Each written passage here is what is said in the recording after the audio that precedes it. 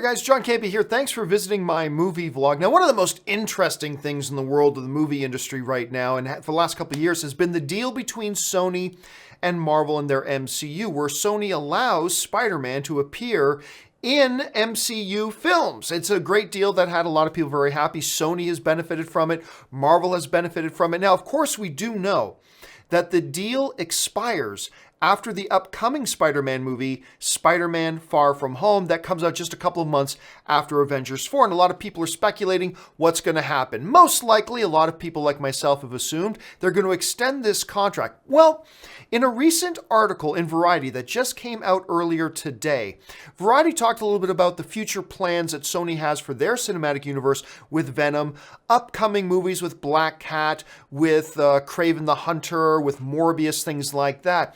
Then they also start talking about Venom and whether or not Venom will be rated R.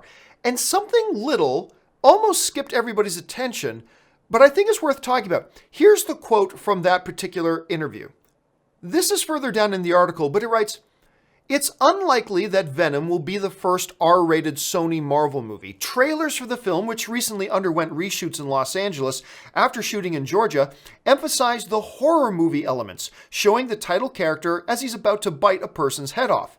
But some members of Sony's brain trust believe that the film should push the very limits of PG-13 without crossing over into a higher rating.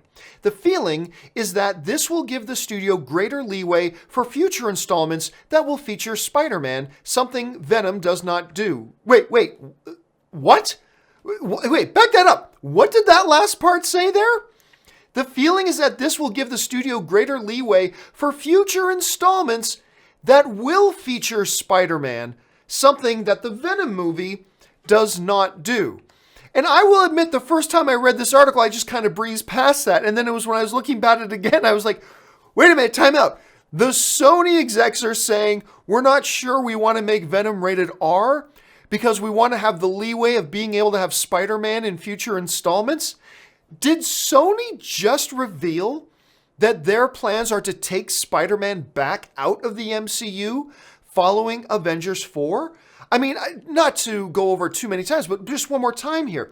They're talking about how there are doubts that they're going to go rated R because the feeling is that this will give the studio greater leeway for future installments that will feature Spider-Man, something that the Venom movie does not do. I have to admit, I found that little statement rather shocking, and it almost seems like it's like a little nugget that's being buried a little bit. To me, that is a profound statement, understanding that we are heading into the final appearance of Spider-Man under the existing deal. Of course, they could extend that deal, which a lot of people like myself have been expecting, but to put in a statement like that saying that Sony execs want to create a playing field that is more easily for them to bring Spider-Man into their future installments. On the one hand, you gotta say, that kind of looks like Sony just tipped their hand that they are indeed planning on Spider-Man coming back into their Sonyverse. Now, before you start thinking that's a slam dunk, a little bit later in the article, actually in the final paragraph of the article, the author of the article is speculating a little bit here, but it does temper those earlier words. Here's what the final paragraph of it says. It says, "Marvel and Sony have strengthened their ties in recent years.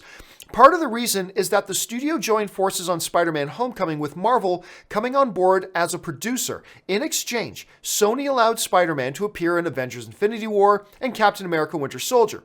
Sony is open to having other characters from its Spider-Man films pop up in Marvel movies that are produced under the Disney sign, and would presumably also like to see an Avenger or two cameo in its own movies, and would presumably also like to see an Avenger or two cameo in its own movie." So even after writing the article, the author of the article basically says they still kind of assume that Sony and Marvel want to even deepen their relationship, and maybe Sony would like to have an Avenger or two pop over. Now, as of right now, it's very ambiguous about whether or not Sony's Spider-Verse and the MCU are actually connected in any way.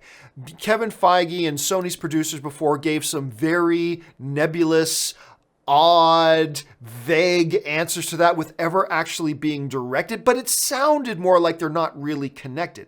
So For Sony to want to have an Avenger or two pop open, that would completely redefine the arrangements they have.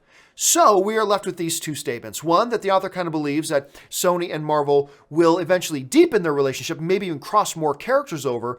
But we're also left with those thoughts that we got from the Sony executive saying they may want to keep Venom PG-13 to have the doors open for bringing Spider-Man into their future installments.